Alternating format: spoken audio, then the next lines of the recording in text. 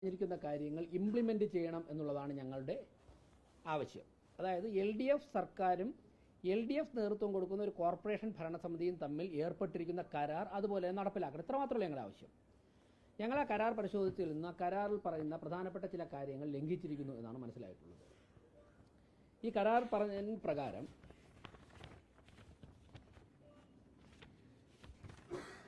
Peak ടൈമിൽ ഏറ്റവും ജനങ്ങൾക്ക് ആവശ്യമുള്ള തിരക്കുള്ള സമയങ്ങളിൽ ഈ 113 ബസ്സുകളും നഗരപരിധിയിൽ ഓടണം. അതിനുശേഷമുള്ള സമയത്ത് അത് മറ്റുള്ള സബ് അർബൻ ഏരിയ നഗരപരിധിയുമായി തൊട്ടടുത്തുള്ള സ്ഥലങ്ങളിലേക്ക് ഓടാം. ഇതാണ് ഈ കരാറിൽ പറഞ്ഞിരിക്കുന്ന ഒരു കണ്ടീഷൻ. അത് ലംഘിച്ചിരിക്കുകയാണ്. നഗരപരിധി വിട്ട് പീക്ക് ടൈമിൽ ഓടുന്നുണ്ട്. നേരത്തെ ജില്ല വിട്ടും യാത്ര ചെയ്യുമായിരുന്നു ബസ്. അപ്പോൾ ആ കരാർ ലംഘനം അവസാനിപ്പിക്കണമെന്നുള്ളതാണ് ഞങ്ങളുടെ ഒരു ഡിമാൻഡ്. മറ്റൊന്ന് ഈ എഗ്രിമെൻറ്റിൽ പറഞ്ഞിട്ടുണ്ട്, റൂട്ട് നിശ്ചയിക്കുമ്പോഴേക്കും കോർപ്പറേഷനുമായി കൂടിയാലോചിച്ച് വേണം റൂട്ട് നിശ്ചയിക്കാനെന്ന് പറഞ്ഞിട്ടുണ്ട്. ഇപ്പോൾ ഈ ബസ് ഓടുന്നതിൽ റൂട്ട് നിശ്ചയിക്കുന്നതിൽ യാതൊരു തരത്തിലുള്ള ചർച്ചയോ ഒരു തരത്തിലുള്ള ഇടപെടലോ കോർപ്പറേഷനുമായി ബന്ധപ്പെട്ട് നടത്തുന്നില്ല എന്നാണ് മനസ്സിലാക്കാൻ സാധിച്ചത്. ഞാൻ വന്നതിന് ശേഷം ആ മീറ്റിംഗ് വിളിക്കാൻ സാധിച്ചില്ല, ഒരാഴ്ചയായിട്ടുണ്ട്. പ്രധാനപ്പെട്ട മറ്റൊരു കാര്യം പറയുന്നത് പ്രോഫിറ്റ് ഷെയർ ചെയ്യുന്നതിനെ കുറിച്ചാണ്. 17ാമത്തെ പാരഗ്രാഫിൽ പറഞ്ഞിട്ടുണ്ട്, modality for possible revenue sharing on account of the income occurred through the operation of these buses shall be worked out separately later by a joint team representing all the three parties. ഈ മൂന്ന് കക്ഷികളും പ്രതിനിധീകരിക്കുന്ന സംഘം ഒരുമിച്ചിരുന്ന് ആലോചിച്ചിട്ട് revenue share ചെയ്യണമെന്ന് പറഞ്ഞിട്ടുണ്ട്.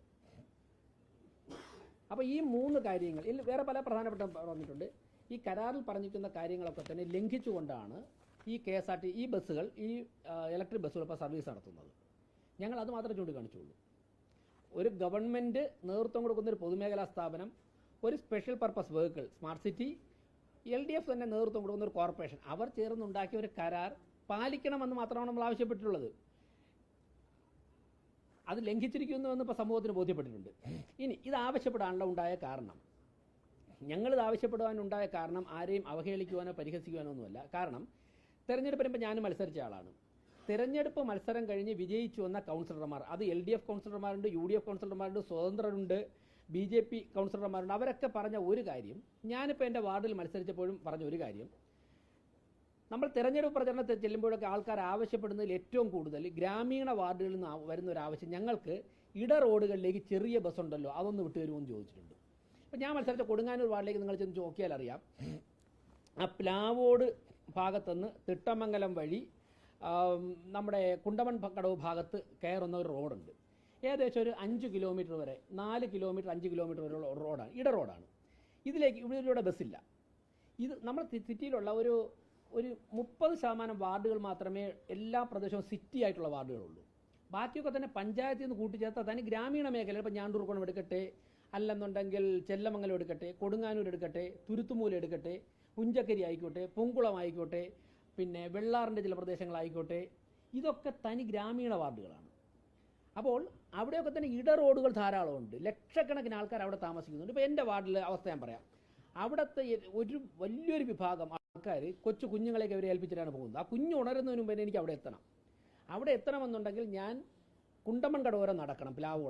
പ്ലാവോടന്ന് കുണ്ടമൺ കടവരെ നടക്കണമെങ്കിൽ അവർക്ക് ഒരു 40 മിനിറ്റ് വേണം.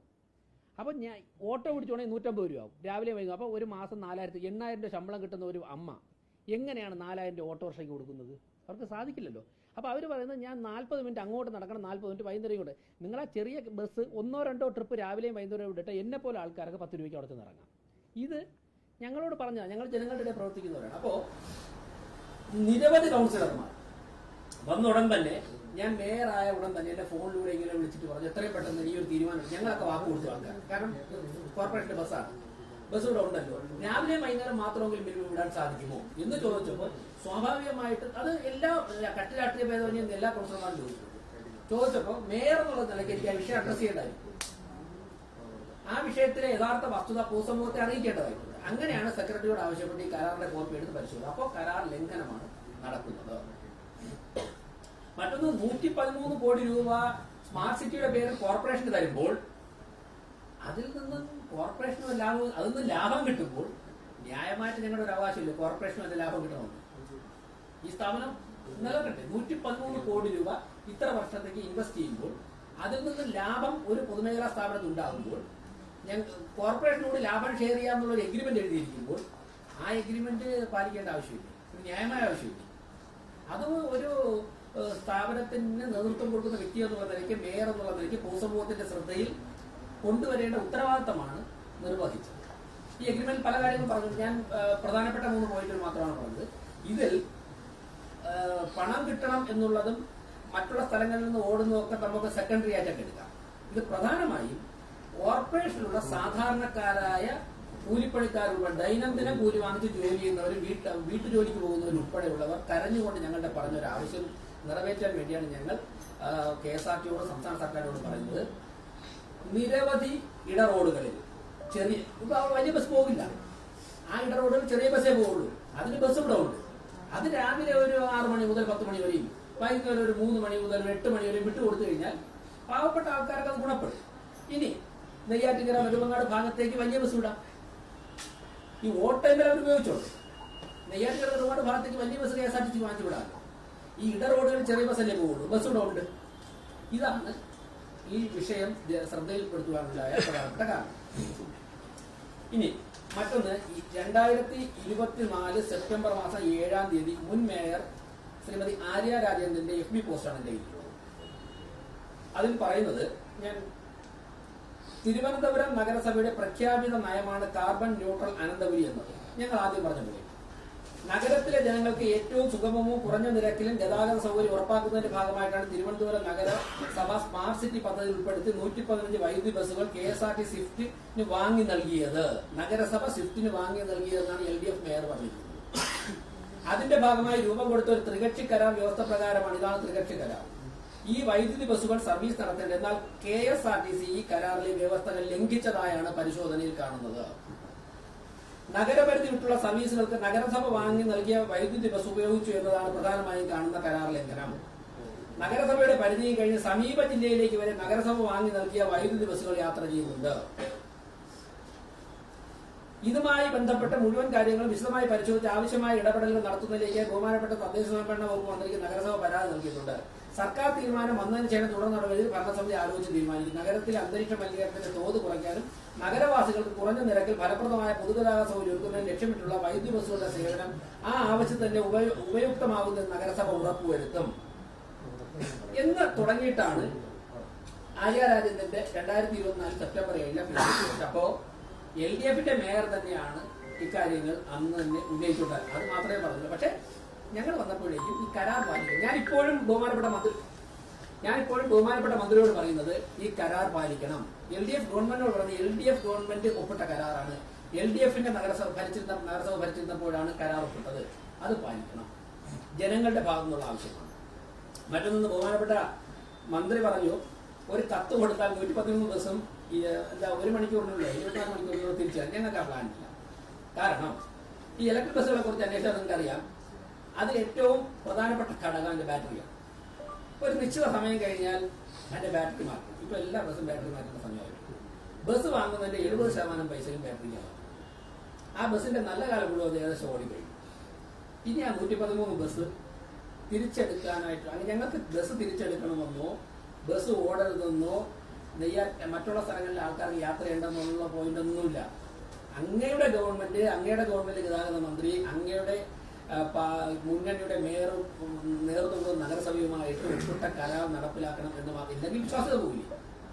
2 ജനാധിപത്യ സ്ഥാപനങ്ങളും പൊതുമേഖലാ സ്ഥാപനങ്ങളും ഒക്കെ തന്നെ ഒരു 100 പത്രത്തിലാണ് ഒപ്പിട്ടിരുന്ന കരാർ നടപ്പാക്കാതിരിക്കുമ്പോൾ ജനങ്ങൾക്ക് ഭരണകൂടങ്ങളിലുള്ള വിശ്വാസം നഷ്ടപ്പെടും.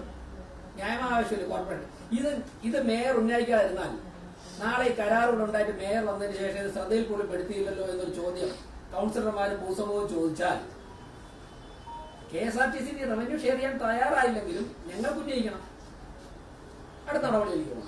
എന്തായാലും ഇത് തക്കുത്തരം പറയാനോ ഗുസ്തി മത്സരത്തിനോ ഒന്നുമല്ല ഞങ്ങൾ ഈ വിഷയം ഉന്നയിച്ചത്. അതിനൊന്നുമില്ല. ഇത് ജനങ്ങളുടെ ഇടയിൽ നിന്ന ആവശ്യം ന്യായമായ ആവശ്യമാണെന്ന് ഒരു ചെറിയ ചർച്ചയൊക്കെ നടത്തിയപ്പോൾ തോന്നിയത് ഉന്നയിച്ചു. അടുത്ത സ്റ്റെപ്പ് പിന്നെ മറ്റൊന്ന്, ഇപ്പൊ ഇങ്ങനെ വന്ന പശ്ചാത്തലത്തിൽ 113 ബസ് ഞങ്ങൾക്ക് തരാം, KSRTC സ്റ്റാൻഡിൽ ഇടാൻ പറ്റില്ല എന്നൊക്കെ വാർത്തകളുണ്ട്. ഞാൻ അദ്ദേഹം പറഞ്ഞപ്പോൾ വാർത്തകളുണ്ട്. ബസ്സുകൾ KSRTC സ്റ്റാൻഡിൽ തന്നെ തന്നെ ഞങ്ങൾ കിടക്കുള്ളത് ബസ്സുകൾ നിർബന്ധമൊന്നുമില്ല. കോർപ്പറേഷൻ ഇഷ്ടംപോലെ സ്ഥലം വേക്കൻറ്റ് ഉണ്ടായിരുന്നു. അങ്ങനെ ഒരു ഘട്ടം വന്നു കഴിഞ്ഞാൽ 100 1000 ബസ്സൊക്കെ ഇടാനുള്ള സ്ഥലമൊന്നും കോർപ്പറേഷനുണ്ട്. പക്ഷെ ഞങ്ങൾ ഇപ്പം അത്തരത്തിലുള്ള ആലോചനയൊന്നുമില്ല. അങ്ങനെയുള്ള ആലോചനയൊന്നുമില്ല. മറ്റൊന്ന്, ഇനി വേറെ ഒരു സാഹചര്യത്തിൽ പുതിയൊരു പ്രോജക്റ്റിന്റെ ഭാഗമായിട്ട് കേന്ദ്ര സർക്കാർ അങ്ങനെയൊക്കെ വരികയാണെങ്കിൽ ഈ അനുഭവം മുൻനിർത്തിക്കൊണ്ട്, ഈ കരാർ എഴുതി വെച്ചിട്ട് കരാർ ലംഘിച്ച അനുഭവം മുന്നിൽ നിർത്തിക്കൊണ്ട് ഒരുപക്ഷെ കൗൺസിൽ ചർച്ച ചെയ്യാനുള്ള അധികാരം കൗൺസിലുണ്ടെന്നുണ്ടെങ്കിൽ നിയമവിദഗ്ധരുമായിട്ട് ആലോചിച്ചിട്ട് അക്കാര്യങ്ങൾ ചർച്ച ചെയ്യും. കാരണം ബസ് നടത്തുന്നത് സ്വകാര്യ വ്യക്തികൾ തന്നെ 100 കണക്കിന് ബസ് ഓടിക്കും. സ്വകാര്യ വ്യക്തികൾ തന്നെ 1-2 ബസ് വാങ്ങിയ വ്യക്തികൾ 100 കണക്കിന് ബസ്സുകൾ ഓടിച്ച് വിജയകരമായി മുന്നോട്ട് പോകുന്ന ഉദാഹരണങ്ങൾ നമ്മുടെ രാജ്യത്ത്. അപ്പോൾ സ്വാഭാവികമായിട്ടും പുതിയ ബസ്സൊക്കെ തന്നെ കേന്ദ്ര സർക്കാർ സൗജന്യമായി നാടിന്റെ വികസനത്തിന് വേണ്ടി കൊടുക്കുന്ന ഒരു ഘട്ടം വന്നു കഴിഞ്ഞാൽ ഒരുപക്ഷെ അക്കാര്യങ്ങളൊക്കെ ചർച്ച ചെയ്യേണ്ടതായിട്ട് വരും. അപ്പൊ ഇത്രയും കാര്യമാണ് എനിക്ക് പറയാനുള്ളത്. മറ്റൊന്നൊരു ചാനൽ വാർത്തയായിട്ട് കണ്ടത് നെയ്യാറ്റിൻകരയും നെടുമങ്ങാടും ഒക്കെ ഉള്ള ആൾക്കാരൊക്കെ വരണ്ടേ. അങ്ങനെ നമ്മൾ പറഞ്ഞില്ല. തിരുവനന്തപുരത്ത് ഞാൻ നെടുമങ്ങാടുകളാണ്. ഞാൻ KSRTC ബസ്സിൽ യാത്ര ചെയ്ത് പഠിക്കാൻ പോവുകയും ജോലിക്ക് പോവുകയും കോടതിയിലൊക്കെ പോയിട്ടുള്ളതാണ്. നെയ്യാറ്റിൻകരയും നെടുമങ്ങാടും ഒക്കെ ഉള്ള ആൾക്കാർക്ക് പോകണം. അത് ഇതിനേക്കാൾ നല്ലത് കുറച്ചുകൂടെ വലിയ ബസ് കൊണ്ടുണ്ടായിരിക്കും, ഈ ചെറിയ ബസ്സിനേക്കാൾ കൂടുതൽ. അപ്പൊ അദ്ദേഹം പറഞ്ഞു 150 ബസ്, ഈ 113 എടുത്താൽ വെല്ലുവിളിക്കാനല്ല ജനങ്ങൾ. അദ്ദേഹം എന്നെക്കാൾ കൂടുതൽ തെരഞ്ഞെടുപ്പിൽ ജയിച്ചിട്ടുള്ള, ഞാൻ ആദ്യമായിട്ടാണ് 2ാമതായിട്ട് തെരഞ്ഞെടുപ്പിൽ ജയിക്കുന്നത്. അതൊരു വാർഡിൽ നിന്നാണ് ജയിച്ചത്. അദ്ദേഹം എന്നെക്കാൾ വളരെ മുമ്പ് എന്നെ ചെറുപ്രായത്തിൽ തന്നെ ജയിക്കുകയും മന്ത്രിയാവുകയും ഒക്കെ ചെയ്തിട്ടുള്ള പ്രഗത്ഭരായ മുഖ്യമന്ത്രിമാരോടൊപ്പം പ്രവർത്തിച്ചിട്ടുള്ള പാരമ്പര്യമുള്ള ആളാണ്. വലിയൊരു രാഷ്ട്രീയ പാരമ്പര്യമുള്ള കുടുംബത്തിൽ നിന്ന ആളാണ്. അപ്പൊ അദ്ദേഹത്തിന് എന്നെക്കാൾ കൂടുതൽ ജനങ്ങളുടെ വികാരമാണ്. അദ്ദേഹം സ്വാഭാവികമായും ഒരു ഗ്രാമീണ മണ്ഡലത്തിൽ നിന്ന് ജയിച്ചു വന്ന ആളാണ്. അതുപോലുള്ള ജനങ്ങളുടെ വികാരം ജനപ്രതിനിധി എന്നുള്ളതിൽ എൻ്റെ ഒരു കൗൺസിലറുടെ ഒരു മേയറുടെ ഉത്തരവാദിത്തമാണ് പറഞ്ഞത്. ഇനി ഇപ്പൊ പറഞ്ഞു 113 ബസ്സുകൾ തിരിച്ച് കോർപ്പറേഷൻ എടുത്താൽ 150 ബസ്സുകൾ KSRTC പിറ്റേ ദിവസം നിരത്തിലിറക്കുന്നുണ്ട് വാർത്ത ഉണ്ട്. അങ്ങനെയാണെങ്കിൽ ആ 150 ബസ്സുകൾ ഇറക്കി നെയ്യാറ്റിൻകര നെടുമങ്ങാട് കട്ടപ്പനയിൽ വിട്ടിട്ട് 113 സിറ്റിയിൽ ഓടിച്ചു കഴിഞ്ഞാൽ പ്രശ്നം പരിഹരിക്കും. ഇവിടുത്തെ ആൾക്കാർക്ക് യാത്രയും പോവാം, പിന്നെ നമുക്ക് കോർപ്പറേഷനോട് അതിന്റെ പൈസയും കിട്ടും, നമുക്ക് എല്ലാവർക്കും ഹാപ്പിയാവും. മറ്റൊന്ന്, ഈ ബസ്സുകൾ നഷ്ടമെന്നാണ് പറയുന്നത്. അല്ല, ഈ ബസ്സുകളുടെ വരുമാനവും KSRTCയുടെ മറ്റുള്ള ബസ്സുകളുടെ വരുമാനവും ഒരുമിച്ച് കണക്കൂട്ടുമ്പോഴാണ് നഷ്ടം വരുന്നത്. ഇലക്ട്രിക് ബസ്സുകളുടെ മാത്രം വരുമാനം എടുത്തിട്ട് 2 വർഷത്തെ വരുമാനം കൂട്ടിയിട്ട് എവിടെയാണ് നഷ്ടമെന്ന് പറയട്ടെ. അവിടെ നിന്ന് പറഞ്ഞ പണവും KSRTCയുടെ മറ്റുള്ള ഡീസൽ ബസ്സുകൾ ഓടുന്ന പണവും എല്ലാം കൂടി ഒരുമിച്ച് അക്കൗണ്ടിലാക്കിയിട്ട് കണക്ക് നോക്കുകയാണെങ്കിൽ ചിലപ്പോൾ നഷ്ടമായി. ആ നഷ്ടത്തിന് ഉത്തരവാദി ഇലക്ട്രിക് ബസ്സുകളോ കേന്ദ്ര ഗവൺമെന്റോ കോർപ്പറേഷനോ. അതുകൊണ്ട് ഗുസ്തി മത്സരത്തിനും തർക്കത്തരം പറയാനാണ് ഞങ്ങളില്ല.